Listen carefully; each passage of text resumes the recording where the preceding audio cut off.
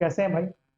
आज का टॉपिक हम आपके साथ जो डिस्कस कर रहे हैं वो टोर्ट का कठोर दायित्व, यानी कि मतलब समझिए आप जो है प्रिंसिपल ऑफ स्ट्रिक्ट लायबिलिटी के अंतर्गत जो है पहला जो प्रश्न है, एक थोड़ी सी बात देखिए। ये टॉपिक जो है हमारा एचजेएस के लिए एक महत्वपूर्ण टॉपिक है, जो अभी आने वाला उत्तर प्रदेश एचजीएस, उत्तराखंड एचजीएस यानी जिसे परीक्षा यानी कि जो है न्यायिक सेवा के लिए एक महत्वपूर्ण टॉपिक माना जाता है। जिसके अंतर्गत जो पहला जो क्वेश्चन है वो है हमारा, पूर्ण दायित्व के सिद्धांत को औद्योगिक अक्षतियों तक विस्तृत किया गया है। यानी पूर्ण दायित्व के सिद्धांत को औद्योगिक अक्षतियों तक विस्तृत किया गया है। देखिए इसमें ए न्यायमूर्ति ब्लैकबर्न द्वारा, न्यायमूर्ति वी आर कृष्ण अय्यर द्वारा, न्यायमूर्ति पी एन भागवती द्वारा, डी लॉर्ड एटकिन द्वारा। देखिए आंसर बनेगा न्यायमूर्ति पी एन भागवती द्वारा, आंसर बना हमारा सी। अब देखिए आप पूर्ण दायित्व का जो सिद्धांत है मुख्यतः न्यायमूर्ति पी एन भागवती द्वारा एमसी मेहता बनाम भारत संघ के वाद में प्रतिपादित किया था। इसमें क्या था? एमसी मेहता बनाम भारत संघ के वाद में, यानी हमारे न्यायमूर्ति पी एन भगवती द्वारा प्रतिपादित किया था।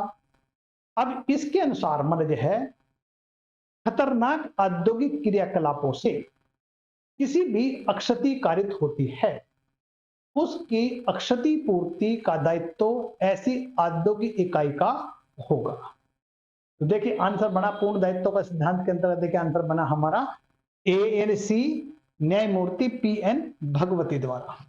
नेक्स्ट, राइलेंड्स बनाम फ्लेचर का नियम तभी लागू होगा जब भूमि का अस्वाभाविक उपयोग हुआ। अब देखिए मतलब जो है इसमें उपरोक्त में से यानी उपरोक्त द्वारा अभी निर्धारित किया गया है, ये किसके द्वारा? A Lord Blackburn, B Lord Cairns, C Lord Wright, D Lord Atkin. Answer बनेगा हमारा ए लॉर्ड ब्लैकबर्न, आंसर बना हमारा ए। अब देखिए अगर हम इसकी बात करते हैं, देखिए मतलब जो है राइलैंड बनाम फ्लेचर में प्रतिपादित कठोर दायित्व के नियम लागू होने के लिए कुछ शर्तें हैं या कुछ शर्तों का होना आवश्यक है। जैसे कि नंबर एक, प्रतिवादी का अपनी भूमि पर खतरनाक चीज रखना। दूसरी बात, ऐसी चीज का बचकर निकलना।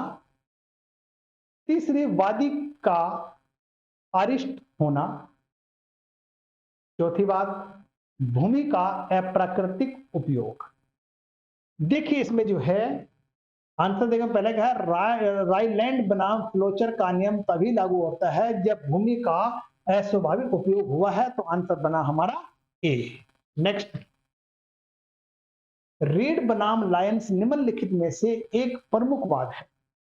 रीड बनाम लायन में एक प्रमुख वाद है। ए सहमति का अर्थ, बी देवी कृत्य का अर्थ, सी पलायन का अर्थ, और डी तीसरे पक्ष के कृत्य का अर्थ।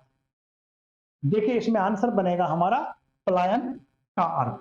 मतलब समझिए रीड बनाम पलायन का जो प्रमुख वाद है वो पलायन के अर्थ से संबंधित है। देखिए यहां पर देखिए रीड बनाम लायंस जो 1947 का केस है, मतलब जो है इसी में जो है रीड बनाम लायंस के अंतर्गत यानी एसी 56 के बाद में प्रत्यार्थी द्वारा या प्रत्यार्थी की गोला बारूद की एक फैक्ट्री में विस्फोट होने के कारण अपीलार्थी घायल हो गया। अपीलार्थी पूर्ति मंत्रालय के नियोजन में था और सारवान समय पर गोला बारूद की इंस्पेक्टर के पद पर कार्यरत थी। निर्णित किया गया है कि विस्फोटक पदार्थ खतरनाक थे और विस्फोटक होने पर फैक्ट्री से बाहर नहीं निकले थे, इसलिए नियोक्ता को दायी नहीं ठहराया जा सकता। आंसर बना हमारा सी। नेक्स्ट क्वेश्चन, निम्नलिखित में से कौन सी प्रतिरक्षा कठोर दायित्व में नहीं प्राप्त होती है? ये कठोर दायित्व में नहीं प्राप्त होती है, वो देखिए इसमें ए देवी कृत्य, बी सहमति, सी तीसरे पक्ष का कृत्य, डी वादी का या वादी की स्वयं की त्रुटि। देखिए इसका आंसर बनेगा सहमति यानी कि बी। अगर हम बात करते हैं मतलब सहमति जो है प्रतिरक्षा कठोर दायित्व में प्राप्त नहीं होती है, तो आंसर बना बी। देखिए इसमें हम बात करते हैं, अगर बात करते बाद है हमारा राइलैंड्स बनाम फ्लोचर में प्रतिपादित कठोर दायित्व के सिद्धांत में कुछ प्रतिरक्षाएं हैं, जैसे कि भूमि का स्वाभाविक प्रयोग, ईश्वरीय कृत्य, वादी की सहमति, वादी की स्वयं की त्रुटि, तीसरे पक्ष का कृत्य, सांविधिक प्राधिकार और वादी एवं प्रतिवादी दोनों का सामान्य लाभ। देखिए इस प्रकार इसमें आंसर बना हमारा, देखिए वो बन जाता है हमारा बी सहमति। नेक्स्ट, निम्नलिखित में से किस वाद में न्यायालय ने कठोर दायित्व के स्थान पर अत्यांतिक दायित्व की संकल्पना स्थापित की है? देखिए कठोर दायित्व के स्थान पर अत्यांतिक दायित्व की संकल्पना स्थापित की है। ए भीम सिंह बनाम जम्मू कश्मीर राज्य, कस्तूरी लाल बनाम उत्तर प्रदेश राज्य, सी एमसी मेहता बनाम भारत संघ, डी नागेंद्र राव बनाम आंध्र प्रदेश राज्य। देखिए आंसर बनेगा इसमें एमसी मेहता बनाम भारत संघ, यानी आंसर बना हमारा सी। अब देखिए एमसी मेहता बनाम यूनियन ऑफ इंडिया के बाद में जो है सुप्रीम कोर्ट ने अत्यांतिक दायित्व के नियम का निर्धारण किया। इस नियम के अंतर्गत प्रतिवादी बिना किसी दोष के दायित्वाधीन होता है और रालेंट बनाम फ्लोचर के नियम के अपवाद में इस नियम के अंतर्गत मान्य नहीं। तो आंसर बना हमारा सी। नेक्स्ट, निम्नलिखित में से किस में कठोर दायित्व का सिद्धांत लागू होता है? कठोर दायित्व का देखिए, जब अक्षति पर व्यक्ति के कृत्य द्वारा कारित होती है, बी जब अक्षति देवी कृत्य द्वारा कारित होती है, सी जब अक्षति भूमि के प्राकृतिक उपयोग द्वारा कारित होती है, डी जब अक्षति खतरनाक वस्तुओं के निकल भागने से कारित होती है। देखिए आंसर देखिए हमारा बनेगा, वो आंसर बनेगा डी, यानी कि कठोर दायित्व का सिद्धांत जो लागू होता है जब अक्षति खतरनाक वस्तुओं के निकल भागने से कारित होती है, तो आंसर बना हमारा डी। अब देखिए मतलब जो है कठोर दायित्व का सिद्धांत लागू होने की शर्तों में, देखिए मैं पहले डिस्कस किया, एक बार फिर देख लीजिए। भूमि पर खतरनाक वस्तु लाई गई हो, दूसरी बात खतरनाक वस्तु सीमा से निकलकर बाहर चली गई हो, तीसरी बात भूमि का अस्वाभाविक उपयोग, चौथी बात खतरनाक वस्तुओं के निकल जाने से वादी को अक्षति कारित हुई। आंसर बना हमारा डी। नेक्स्ट, निम्नलिखित में से कौन सा अपकृत्य कठोर दायित्व का अपकृत्य है? अब देखिए कठोर दायित्व का अपकृत्य बताना है। देखिए आप जो है ए एक अपकृत्य जिसमें दायित्व प्रतिवादी के दोष पर आधारित है, बी एक अपकृत्य जिसमें न्यायालय द्वारा कोई प्रतिवाद अनुज्ञात नहीं है, सी एक अपकृत्य जिसमें प्रतिवादियों के आशय या उपेक्षा को सिद्ध करने की कोई आवश्यकता नहीं है, डी एक अपकृत्य जिसमें प्रतिवादी के दोष से संपूर्ण समाज प्रतिकूल रूप से प्रभावित होता है। देखिए इसके अंतर्गत आंसर बना हमारा सी, सी आंसर बन जाता है। देखिए जो है अब देखिए कठोर दायित्व का जो सिद्धांत इस सामान्य नियम का अपवाद है कि व्यक्ति असावधानी उपेक्षा के लिए दायी होगा और यदि वह अपनी सावधानी साबित कर देता है तो उसे दायित्वाधीन नहीं माना जाएगा। देखिए आंसर बना हमारा सी। नेक्स्ट, कठोर दायित्व के अपकृत्य हैं जिनमें ए दायित्व प्रतिवादी के दोष पर आधारित होता है, बी न्यायालय किसी भी प्रतिवाद की अनुमति नहीं देता है, सी प्रतिवादी को आशय या उपेक्षा को सिद्ध करने की आवश्यकता नहीं होती है, डी प्रतिवादी के अपकर से संपूर्ण समाज विपरीत रूप में प्रभावित होता है।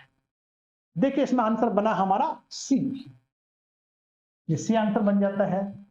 वहीं पर देखिए अगर हम बात करते हैं, देखिए जोखिमपूर्ण गतिविधियों के प्रति उपेक्षा के लिए दायित्वों का सामान्य नियम लागू नहीं होता है और इसलिए विधि व्यक्ति पर कठोर दायित्व आरोपित करती है, अर्थात कठोर दायित्व सिद्ध करने के लिए प्रतिवादी द्वारा उपेक्षा या दुराशय साबित करने की आवश्यकता नहीं होती है।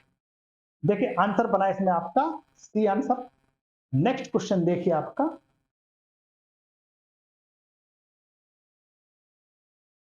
भारत के उच्चतम न्यायालय ने रायलैंड बनाम फ्लोचर के वाद में दिए गए दायित्व के सिद्धांत को स्वीकारा है या अपनाया है। ए देखिए आंसर, कस्तूरी लाल रिलियाराम बनाम उत्तर प्रदेश राज्य वाद में, बिरदी चंद शर्मा बनाम प्रथम दीवानी न्यायाधीश वाद में, पुष्पाबाई पुरुषोत्तम उदेशी बनाम messrs Ranjit ginning and pressing company, MC Mehta बनाम भारत संघ वाद में। देखिए इसका आंसर बनेगा हमारा डी। देखिए इसको पहले डिस्कस कर चुके हैं हम एक बार, है एक बार फिर देख लीजिए, है एमसी मेहता बनाम भारत संघ वाद में उच्चतम न्यायालय ने रायलैंड बनाम फ्लोचर के वाद में प्रतिपादित कठोर दायित्व के सिद्धांत का हवाला दिया है, परंतु जोखिम वाले या अंतर्निहित खतरनाक उद्यम के मामले में इसके अपवादों को स्वीकार नहीं किया है। आंसर बना हमारा डी। नेक्स्ट क्वेश्चन देखिए आपका, अंतर्निहित खतरनाक या अत्यंत जोखिम वाले उद्यम से उत्पन्न अक्षति के मामले में दायित्व होता है, ए कठोर दायित्व, बी प्रतिवादी की उपेक्षा पर आधारित होता है, सी अत्यंतिक होता है और डी प्रतिवादी के आशय पर आधारित होता है। देखिए इसमें आंसर बनेगा आपका अत्यंतिक होता है। आंसर बना आपका सी। अब देखिए इसमें हम बात करते हैं, देखिए आपका जो है एमसी मेहता बनाम भारत संघ में पहले बताया, मैंने आपको डिस्कस भी किया, इसमें यह निर्धारित किया गया है कि जोखिम वाले या अंतर्निहित खतरनाक उद्योग कारित अक्षति के मामले में पूर्ण तथा प्रत्यायोजित न होने वाला दायित्व होता है। तो आंसर बना हमारा सी। नेक्स्ट क्वेश्चन, एमसी मेहता बनाम भारत संघ वाद निम्नलिखित में संबंधित है। देखिए इसमें मैंने देखो पहले बताया, कई बार आ चुका है चीज है, यह आंसर बनेगा आपका देखिए पूर्ण दायित्व। आंसर बना हमारा ए। अब देखिए मतलब जो है यानी कि एमसी मेहता बनाम भारत संघ जो है वो जो है न्यायमूर्ति पी.एन. भागवती द्वारा पूर्ण दायित्व के सिद्धांत को प्रतिपादित किया था। आंसर बना हमारा देखिए ए बन जाता आंसर। नेक्स्ट क्वेश्चन देखिए आपका जो है, रायलैंड बनाम फ्लोचर के नियम के अंतर्गत दायित्वों का वर्णन करते हुए किसने पूर्ण के स्थान पर कठोर शब्द को वरीयता दी है? ए सामंड, बी विनफील्ड, सी पोलक, डी पामर। आंसर बनेगा इसका विनफील्ड यानी बी। देखिए विनफील्ड ने जो है पूर्ण के स्थान पर कठोर शब्द को वरीयता दी है। अब देखिए रायलैंड बनाम फ्लोचर के वाद में यानी कि जो है कठोर दायित्व या पूर्ण दायित्व इनमें से जाना जाता है। यहीं पर देखिए डॉक्टर विनफील्ड ने मतानुसार इस कठोर दायित्व के सिद्धांत भी कहा जाना न्यायोचित या तर्कसंगत होगा क्योंकि इसके अनेक अपवाद हैं। देखिए आंसर बना हमारा बी। नेक्स्ट, रिलायंस बनाम फ्लोचर नियम के उत्तरदायित्व के आधार पर निम्न में से किसको धारित किया गया है? देखिए यह है कठोर दायित्व का, आंसर बना हमारा ए। अब देखिए मैं इसको काफी बार डिस्कस कर दूंगा, तो आंसर बना हमारा ए। नेक्स्ट क्वेश्चन देखिए हमारा, निम्नलिखित में से कौन सा अप्रत्यक्ष कठोर दायित्व है? ए उपेक्षा, बी खतरनाक पशुओं के लिए दायित्व, कपट, अतिचार। आंसर बनेगा बी, यानी कि जो है ये कठोर दायित्व है। देखिए नेक्स्ट क्वेश्चन देखिए आपका, निम्नलिखित में से कौन रायलैंड बनाम फ्लोचर नियम का अपवाद नहीं है? अब इसमें नहीं बताना है। ए वादी की सहमति, बी पलायन, सी भूमि वस्तु का प्राकृतिक उपयोग, डी अजनबी का कृत्य। आंसर बनेगा इसमें बी यानी पलायन, यह अपवाद नहीं है, आंसर बना बी। देखिए रायलैंड बनाम फ्लोचर के सिद्धांत लागू होने के लिए 3 बातों का होना आवश्यक है। 3 कौन कौन सी? एक भूमि का अस्वाभाविक उपयोग, दूसरा वस्तु का पलायन, तीसरा वादी की दृष्टि। देखिए इसमें जो है ये बात है नो जरूरी है, अगर इसमें अपवाद है, इसके अपवाद कौन कौन से हैं? देखिए एक भूमि का स्वामित्व या स्वाभाविक प्रयोग किया जा रहा है, दूसरा ईश्वरीय कृति, तीसरा वादी की सहमति, नेक्स्ट वादी की स्वयं गलती, किसी अन्य पक्ष का दायित्वपूर्ण कृत्य, सर्वाधिक प्राधिकार, वादी एवं प्रतिवादी दोनों के सामान्य लाभ। ये इसके अपवाद थे। देखिए इस प्रकार आंसर बना इसका बी। देखिए इसमें इतना ही कुछ है, बाकी नेक्स्ट क्लास में मिलेंगे। ओके।